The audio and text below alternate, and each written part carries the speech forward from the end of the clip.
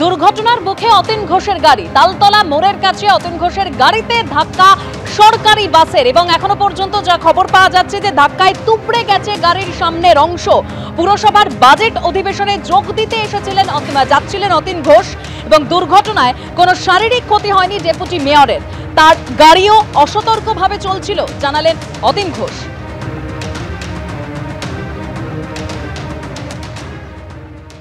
কলকাতা পুরসভার বাজেট অধিবেশনে যোগ দিতে কলকাতা পুরসভায় আসছিলেন ডেপুটি মেয়র অতীন ঘোষ।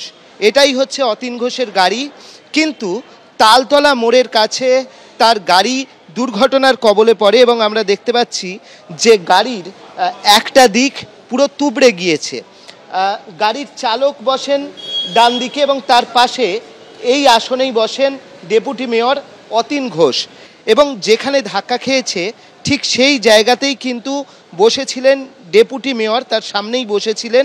আমরা দেখতে পাচ্ছি চালক রয়েছেন। কি হয়েছিল? একটা ক্রসিংয়ে রানিংয়ে হয়ে গেছে। বাসটা কোন দিক থেকে আসছে? শিয়ালদার দিক থেকে আসছিল, আমি তালতলা দিয়ে বেরোচ্ছিলাম, ওই তখনই হয়েছে। কোন রুটের বাস ছিল দেখেছিলেন? না দেখিনি, খেয়াল করিনি। হাওড়া ফাওড়া হবে, সরকারি মিনি না সরকারি বাস?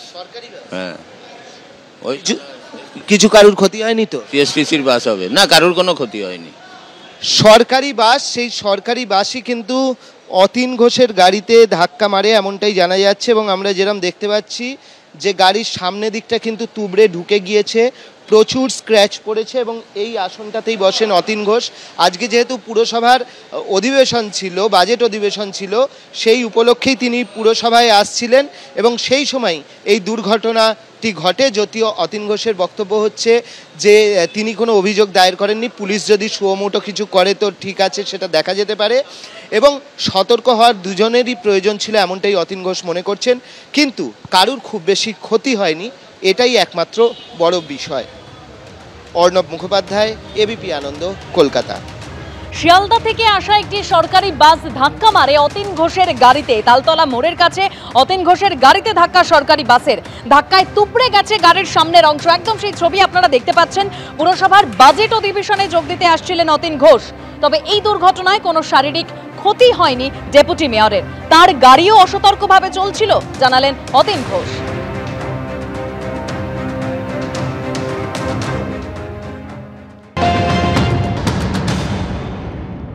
তালতলার মোড় থেকে আমি টুয়ার্ডস এসএন ব্যানার্জির দিকে টার্ন নিচ্ছি, সেই সময় একটি বাস আসছে, বাসের সাথে সংঘর্ষ হয়, কিন্তু খুব বড় অ্যাক্সিডেন্ট হয়নি।